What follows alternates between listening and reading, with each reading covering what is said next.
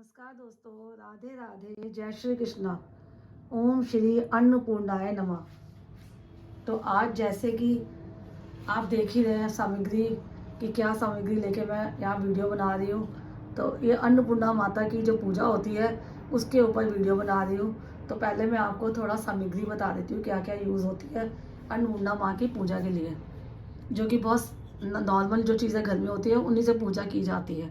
जैसे कि आपको माता अन्नपूर्णा की पूजा करनी है भगवान शिव के साथ, तो आपको चाहिए होंगे रोली, हल्दी, कुमकुम, अक्षत, और उसके साथ भोग लगाने के लिए मिश्री ले सकते हैं आप, पंचमेवा ले सकते हैं, और कोई फ्रूट ले सकते हैं आप।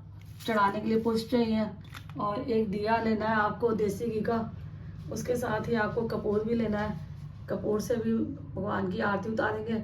और सबसे पहले जो गणपति जी की पूजा होती है तो गणपति जी को भी लेना है, और एक भोले बाबा की इस तरह की फ़ोटो आपने लेनी है। तो चलिए मैं आपको पूजा बताती हूँ कैसे की जाती है। अन्नपूर्णा माँ की जो पूजा होती है वो माघ शीर्ष के महीने में पूर्णमासी के दिन होती है। ये पूजा आपको सुबह सूर्य निकलने से पहले, उदय से पहले आपको स्नान आदि कर लेना चाहिए। चाहे तो आप ब्रह्म मुहूर्त में उठ जाएं, लेकिन सूर्य उदय से पहले ही करनी है पूजा।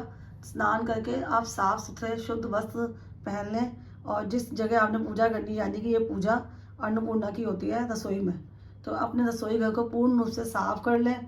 बर्तन भी साफ होने चाहिए, गैस का चूल्हा भी साफ होना चाहिए। चूल्हे के ऊपर एक स्वास्तिक बनाना है, और आपने फिर पूजा करनी शुरू करनी है। सर्वप्रथम आपने जो शुद्ध जल लिया है जिसमें गंगा जल मिश्रित किया है वो छिड़कना है भगवान के ऊपर।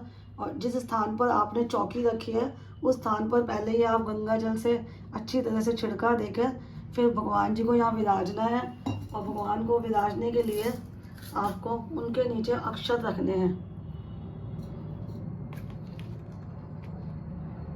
ऐसे ही आपने गणपति जी को नीचे भी अक्षत रखने हैं, और साथ में माता रानी के विग्रह के नीचे भी अक्षत रखने हैं, क्योंकि ये आसन दिया जाता है भगवान को विराजने के लिए।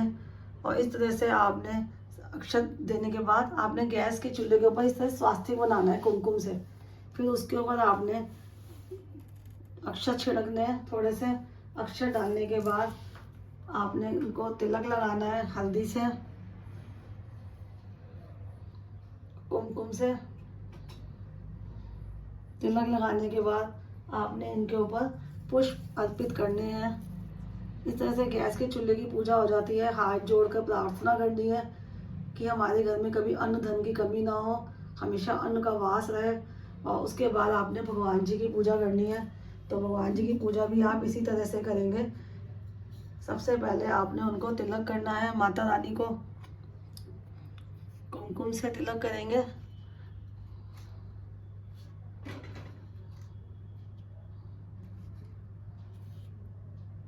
सभी देवी देवताओं का इस तरह से तिलक करने के बाद आपने इनके ऊपर माता को तिलक करने के बाद आपने भगवान शिव को भी चंदन का तिलक करना है, गणपति जी को भी चंदन का तिलक करना है।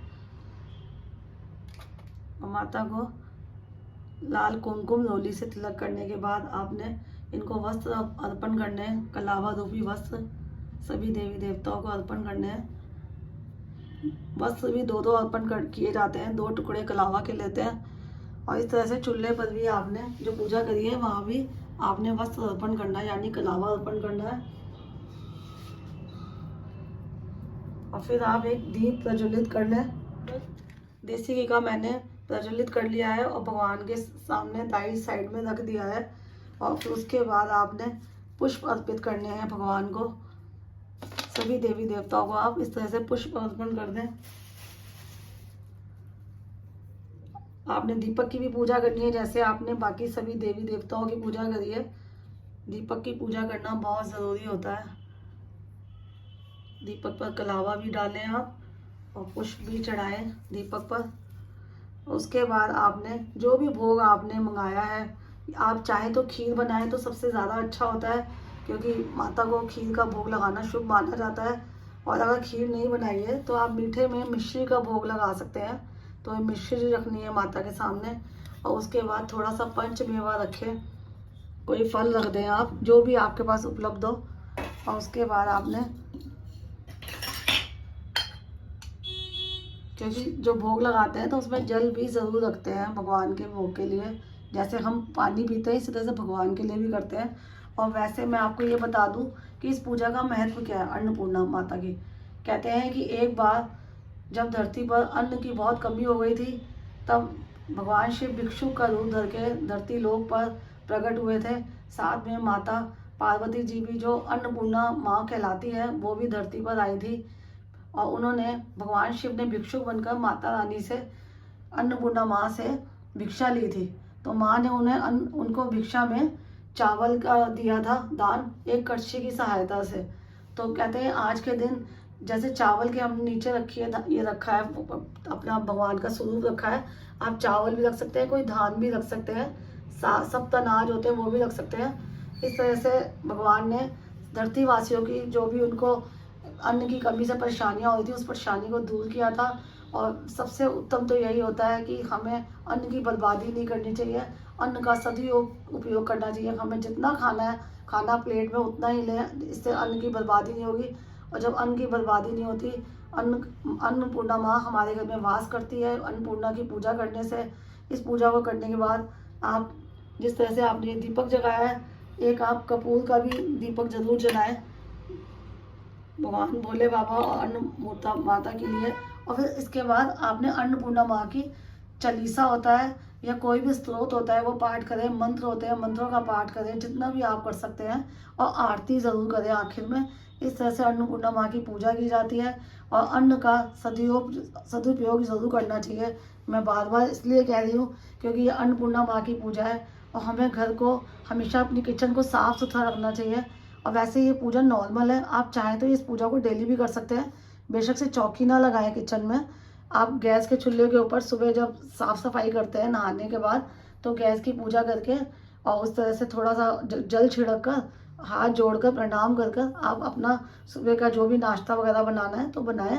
और इस तरह से अन्नपूर्णा माँ को पूजा करने के बाद प्रणाम करके माँ से प्रार्थना करें कि इस धरती पर जितने भी प्राणी हैं, क्योंकि अन्न के बिना तो प्राणियों का कोई आधार ही नहीं है धरती के ऊपर, अन्न से ही जीवन हमारा यापन होता है। तो इसके लिए हमें अन्न का बहुत ज़्यादा अच्छा इस्तेमाल करना चाहिए। और कहते हैं कि आज के दिन, जैसे पूर्णमासी के दिन ये होती है पूजा माघ शीर्ष महीने में, जिसे अगन का मास भी कहा जाता है। तो व्रत भी रख सकते हैं आप, व्रत रखना चाहें तो सुबह सुबह पूजा कर लें या तो आप, और अगर सुबह नहीं कर सकते हैं तो रात के टाइम जब आप रात का खाना बनाते हैं और सूर्यास्त हो जाता है, तो उस टाइम के बीच का जो टाइम होता है, आप ये पूजा करें और उस दिन अन्न का दान ज़रूर करें। और जो चावल आपने अगर रखे हैं वहाँ भगवान के आगे, तो उस चावल की ही खीर बनाकर आधे का आप भोग लगाएं भगवान को और आधी खीर आप वितरित करें। और जिस तरह से ये कहते हैं ना, मार्गशीर्ष महीना कृष्ण भगवान जी का है, तो कृष्ण भगवान जी की पूजा की जाती है, तो नियमित रूप से हमें उसमें सात्विक भोजन बनाकर भगवान को भोग लगाना चाहिए। चाहे तो आप पूर्णिमा के दिन इस तरह से छोटी सी पूजा करें रसोई घर में, और पूड़ी और हलवा, खीर या जो भी आप सात्विक भोजन बना रहे हैं वो भगवान को भोग ज़रूर लगाएं।